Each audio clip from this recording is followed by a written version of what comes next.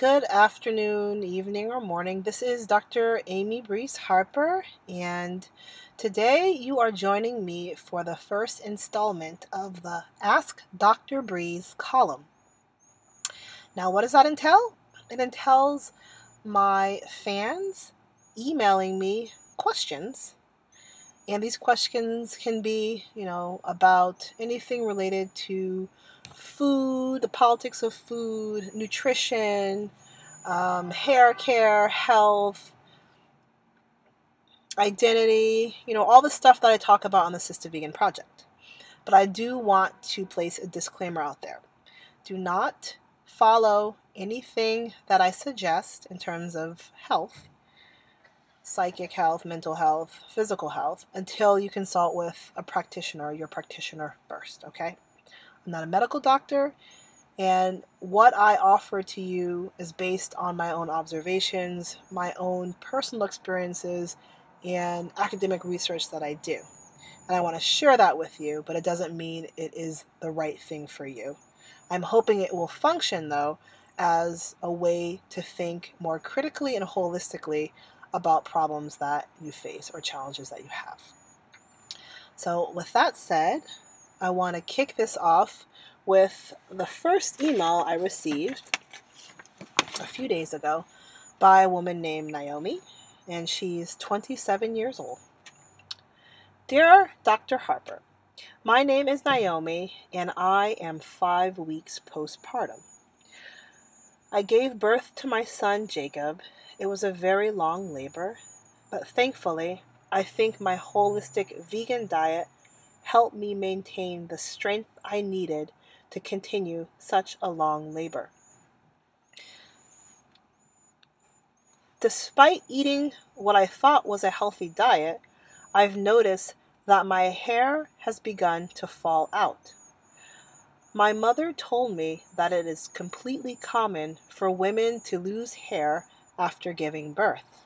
And as a matter of fact, she tells me, her hair has been thin ever since she gave birth to my brother and I 28 years ago.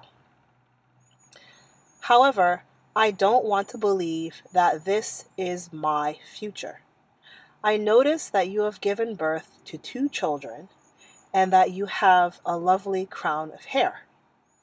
Now, I know that women's hair is not what makes them entirely beautiful, but at the same time, I'm beginning to worry that my loss of hair also means that I'm losing nutrients in my diet from breastfeeding my child all the time.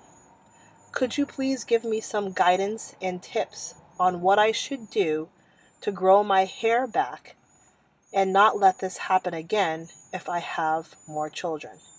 Thank you, Naomi. Well, actually, Naomi, those are really good questions, and you're right. I think let's think about this from a more holistic perspective. I do realize that pregnancy does a lot to women's bodies, and in a culture, at least in the United States, and I'm assuming you're writing to me from the United States, such a culture really puts emphasis on women's bodies, right? And the aesthetics of looking beautiful, conventionally beautiful, not being you have to have lots of hair, you have to be thin, you have to have all of these attributes, right? And it's really, really challenging once many of us give birth, and if you're breastfeeding that child on demand, you're losing sleep. A lot of us forget to even eat the right way, to take showers, to exercise the way we used to. And then there's this constant pressure that we have to look the way we looked before giving birth. So I understand that you're probably having anxieties around the fact that your hair is falling out and you may not look the way you want to look. Okay, and I don't know what family support you're getting if people are kind of giving you static about the way you look. So I want to let you know that it's not normal and it's not very loving. And I know there's anxieties about how women should always look, their beauty should come first. So I just wanted to let it out, and convey to you that it's very complex. So first, we want to make sure that we understand why we want to make these changes to our body and hopefully not feel too pressured to look a certain way because society dictates it versus, us kind of doing it more because we want to be healthier, okay? So to answer your question about the hair, I lost my hair as soon as my son was born. Oh my Lord. It fell out like crazy, the hairline. I lost an inch, and I didn't really know what to do. I didn't have time to really think about, beyond just eating so I could breastfeed him, right? So I shaved my hair off. I was bald for like a year because I just didn't want to deal with it. And then I got pregnant again, and as usual with most women, my hair just grew like crazy. And I mean, it started off this short, and then by the time I gave birth, it was like down here. It was crazy, right? And then 2 months later, same problem. My hairline fell out. And then I noticed chunks of hair falling out when I was taking a shower and then combing it, right? And I realized, okay, I know so many women have told me that this is what happened and that their hair never came back, or they were just, it's been thin since they gave birth. And I was thinking, okay, well, I don't accept this. I don't accept this. And yes, I'm breastfeeding like crazy, and it is taxing on the body. But what can I do to make sure that I balance what I need, the hormones, whatever's going on, so I can give my child what he or she needs through the breast milk and still take care of myself? Because I was actually more concerned, not necessarily about the aesthetics of losing the hair, but what it might indicate is going on with my body. Am I losing particular nutrients? Hormonal changes really, you have to adjust your diet, you have to adjust your life. And certain things that you could eat or do before you gave birth, before your hormones were different, may not apply now, and vice versa, right? So what I did was I figured out several things. Make sure you have at least 70 to 80 grams of protein in your diet per day if you are breastfeeding like crazy, okay? So you need to do this because keratin is what builds your hair, and keratin is a form of protein.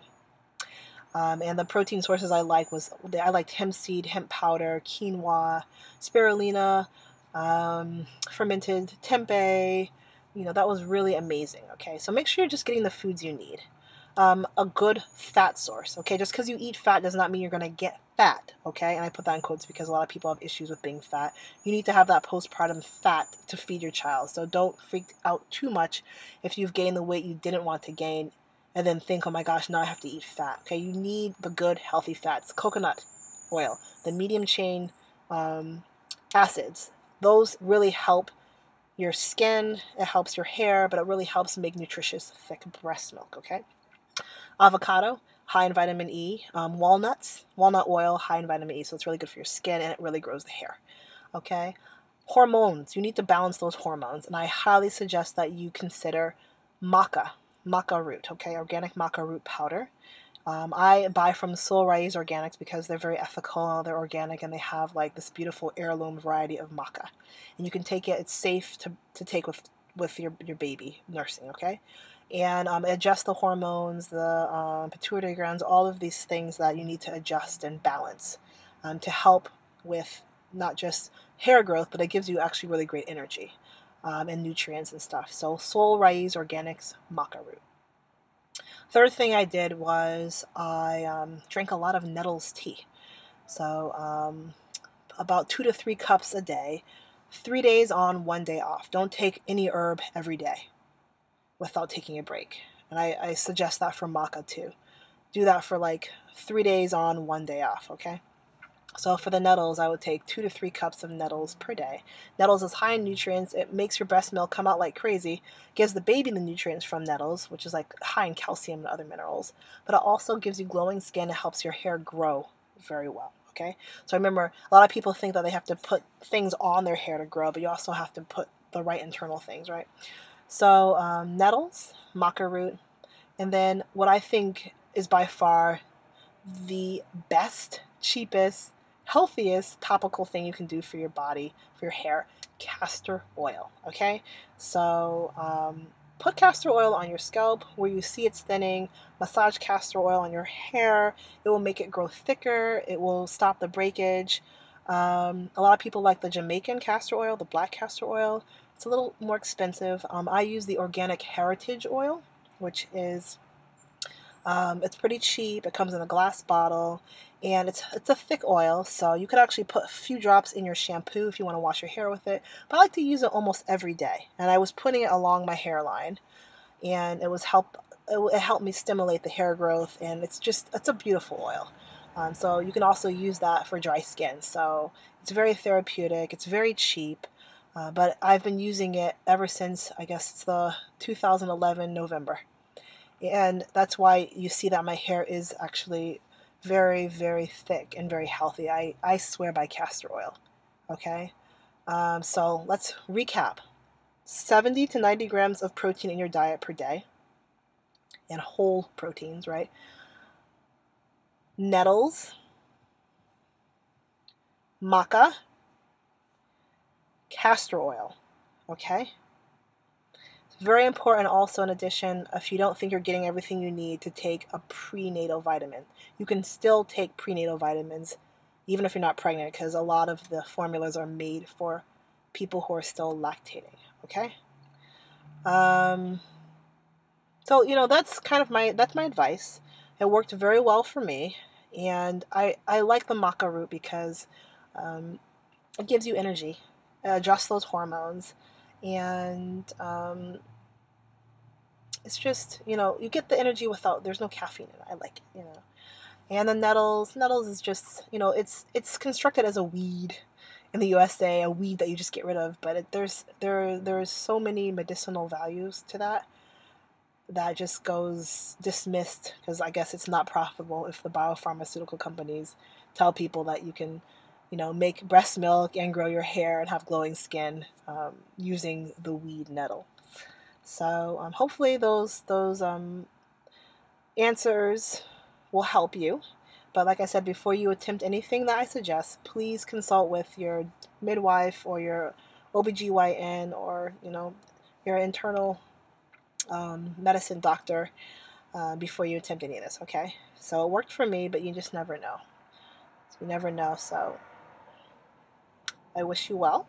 And please email me if you have further questions and, update me how things are going. And not just Naomi, but anyone else who's listening to this and attempts these or wants to attempt some of these ingredients and incorporate them into their diet. Send me some emails. I would love to hear how it's going and just overall, just kind of talk about the whole postpartum life, especially if you're a new mother who's given birth to a biological child. A lot of the anxieties we get because, oh my God, I haven't lost the weight, or oh my God, I'm losing my hair.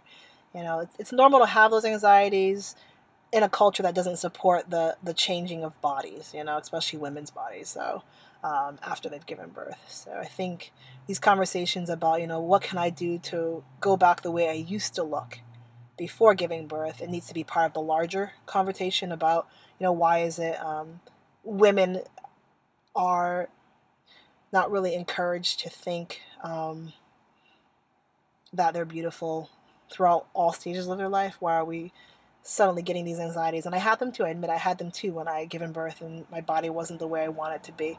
I was so focused on, oh my God, I don't think I look beautiful anymore because I don't have hair, or I gained 20 pounds or something. Where is that from? So I think if we're going to heal our bodies, we need to actually start looking at these larger structures and institutions that encourage us to go many directions that aren't necessarily healthy for our overall psyche.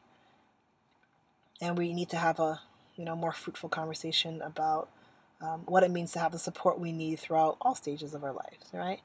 And what it means when most of us seem to feel alone or without the support we need as new moms and all these expectations to be a mom, our bodies, blah, blah, blah. So with that, I hope everyone who's listening to this is having a great day. And I look forward to reading the next questions. And this will probably be about once or twice a week. I'll do as much as I can. And yeah. So have a nice rest of the day. Dr. Breeze signing off.